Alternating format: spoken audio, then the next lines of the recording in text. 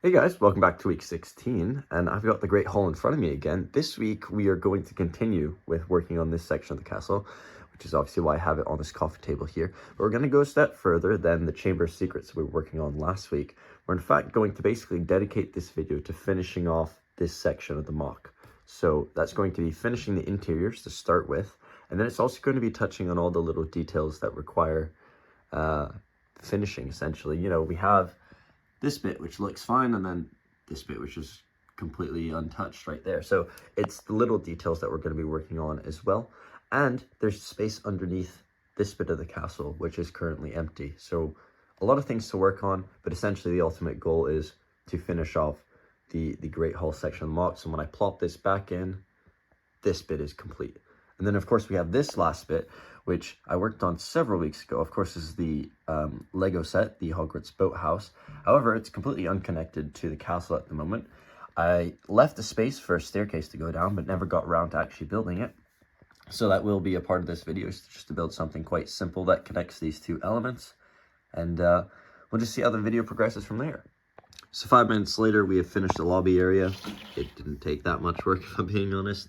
We've just tiled off the floor. As much as possible, I am trying to use these large tiles. These ones here.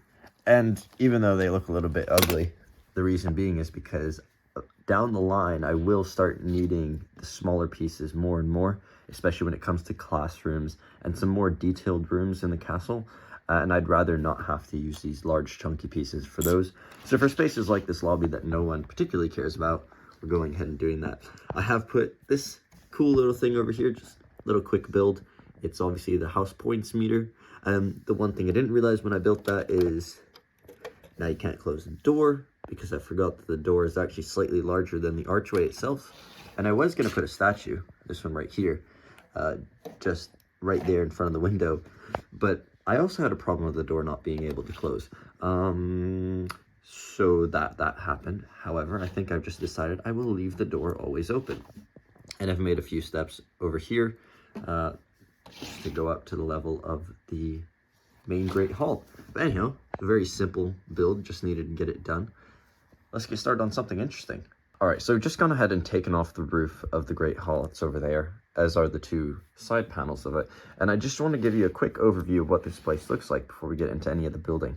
Now, of course, this was modeled after Hogwarts Legacy, which is why it might look slightly different than most of you are thinking. I'm sure many of you... That just happened. I feel like that happens once every video. So there you are. That was this week. These archways are from Hogwarts Legacy, and the idea behind it is technically, of course, the Great Hall is much larger in the game, that these are walkways behind here. And structurally, it makes sense because of how the castle juts in.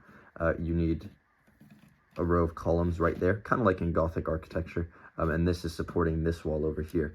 So architecturally, it makes sense, but I did it more for aesthetic because I didn't like having flat walls in the castle. So anyhow, so it eats into the space a little bit, but I think it adds a little bit of dimension. In any case, in terms of how we're going to be laying this out, it's quite simple as every Great Hall is. We have the end table at the top over there for the teachers, and then we're going to have 4 staff tables. Now, I did experiment with, how would I do that? And the way I've just sort of decided on doing that is very simple. I want to have all 4 houses represented in the Great Hall, which is something that you can't typically do because of how small they are. But I'm going to have 2 rows, but then they're going to be split right there in the middle, so that you have 1, 2, 3, 4.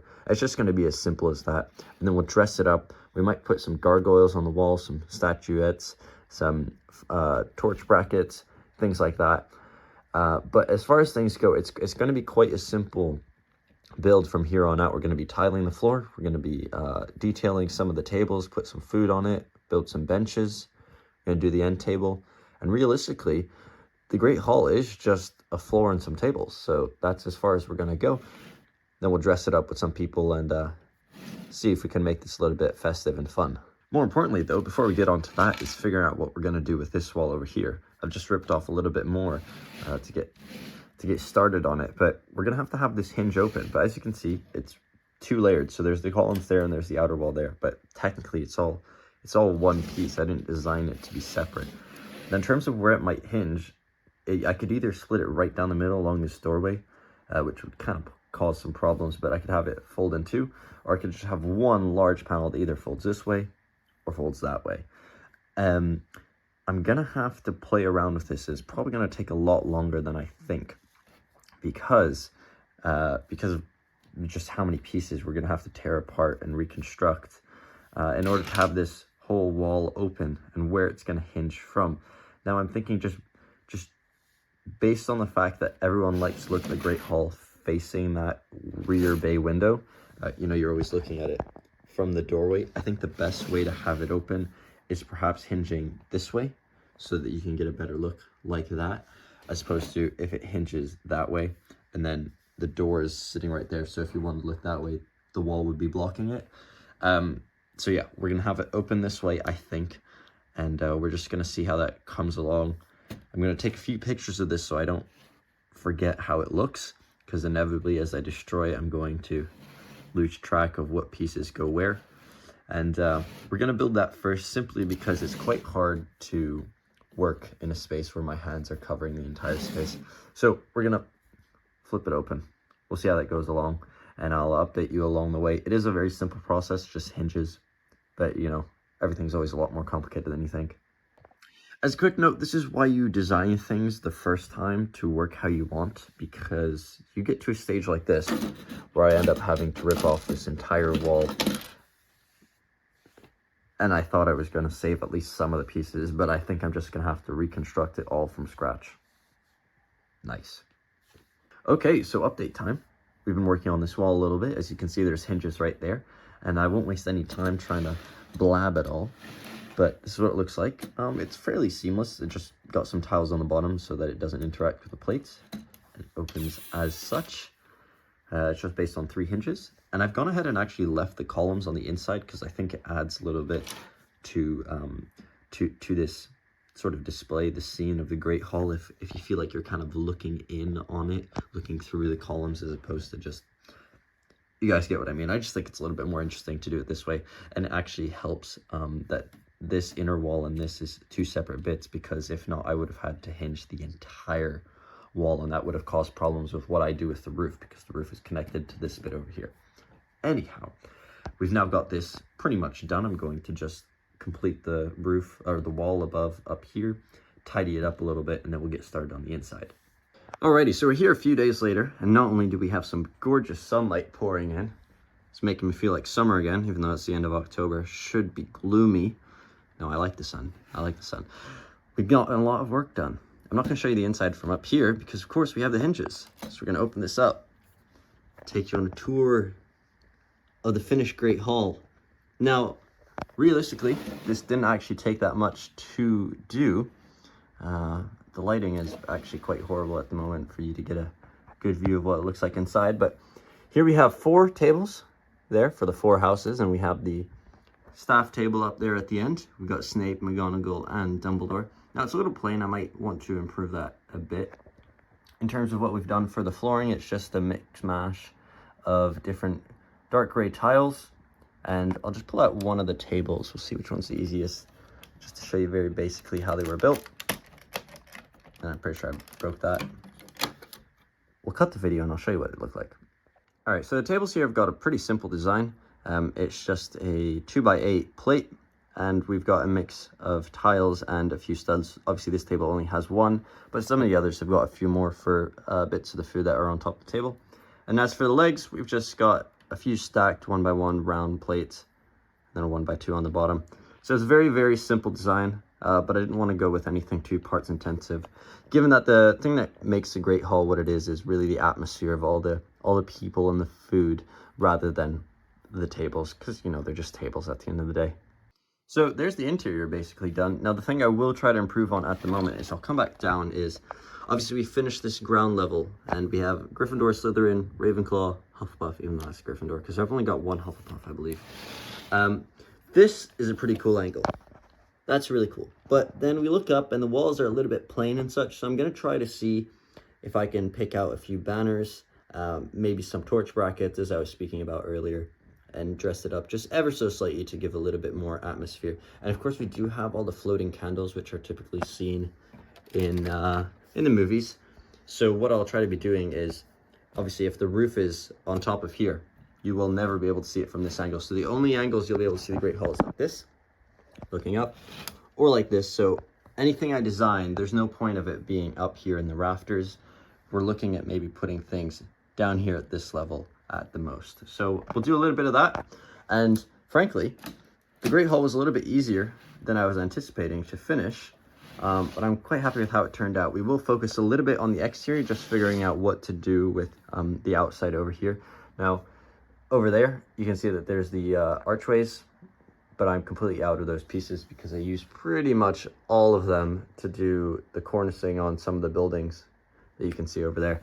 So we're gonna have to figure out another part to use over here, or we might just find that it's better just to tile it and not bring too much attention to this area over here. So welcome to Wisdom Wednesday, because it is a Wednesday, and I'd like to share some wisdom with you. Now, if you are designing an entire wall that can open, it's probably not clever to design torch brackets that sit here on the outside of where the door opens, because as I will describe, you can't open the wall. Anyhow, I don't know why I do this, but I did it again.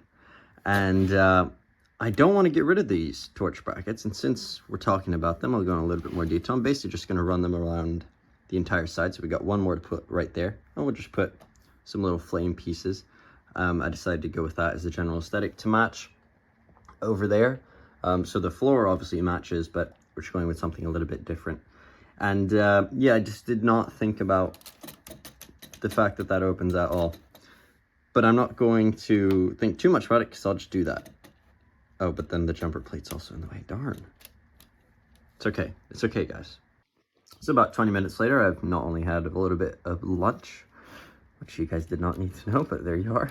And we finished off just the edge of the Great Hall, the walkway, if you will. We put these torch brackets. Now I've got to go dig around and try to find some flame pieces. I'm honestly not sure if I have them, and if I do, if I have enough. But if not, then they're placeholders for the time being. And what I'm going to go ahead and do now is I'm just going to tidy up a little bit of exposed surfaces like this bit over here. I think I'm going to leave all of these because I quite like how the studded look contrasts with everything being so sleek. So we're going to leave those, but we're going to cap off what I believe is pretty much a chimney right here.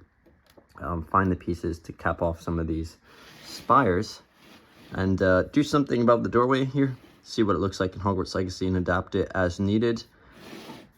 And then we'll put it all back together, and I think that will serve us for this video. Alrighty, so with the sun shining, pretty much glaring over here, hopefully you can see it well. Basically, we have this top half of the Great Hall pretty much done for this week. Unfortunately, I won't be able to work on anything down here or with the boathouse for the remainder of this episode, and that's simply because, fortunately, I'm not going to be here for the remainder of the week, so I won't have time to work on this. So I'd rather upload a video for you all to watch this week of the Great Hall at its current rate of progress, rather than have you wait yet another week for just a little bit down here in the boathouse. So that will be reserved, and that will be the first thing that we'll get started on with next week's episode. But I will just give you a last sort of tour of what all we did. So the courtyard stayed the same. We haven't touched that, but we continued all the tiling around the complete edge. And I think I might just walk around instead of turning this. Come around this side. And you can see how it looks a little bit more finished. We have this here. Oh, the light is very bad. This is my very almost pathetic attempt at a little chimney stack on the top of this Great Hall over here. And I think it works all right. I used dark gray just to break up a little bit of the beige, and it ties in a little bit with the roof. We'll come around the back side. We have the bay window, and we did go ahead and just tile off the top as well, just to make it look a little bit more clean. And then I will take these bits off, open up the Great Hall. That's as far as we're going to get it open for the moment. And we'll do a last little look in through here. And we might also open the doors. Give me a moment and we'll see what we can take a look at. If we look straight through there, can you see anything at all? Absolutely nothing. Okay, well, let's see if we can get any closer, and that's a little bit better of a view of the Great Hall. But of course you did see it earlier in the video, and of course there will be somewhat of an interesting thumbnail for this one. But in any case, guys, thank you all so much for watching. I hope you enjoyed this week, and you look forward to the rest of the progress that we work on with the Great Hall and Hogwarts. See you all in the next one.